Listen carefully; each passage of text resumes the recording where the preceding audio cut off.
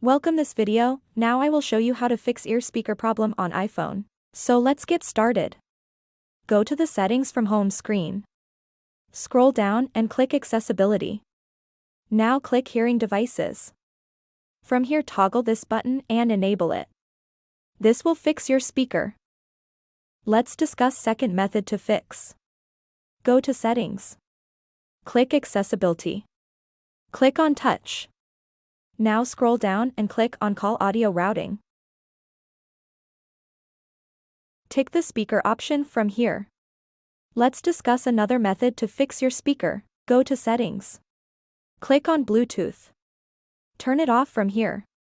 These methods will fix your ear speaker problem on iPhone. Thanks for watching, and if you found this video helpful, don't forget to like and subscribe for more tech tips and tutorials. If you have any questions or suggestions, please feel free to leave them in the comments below. Stay tuned for more informative videos, and happy fixing!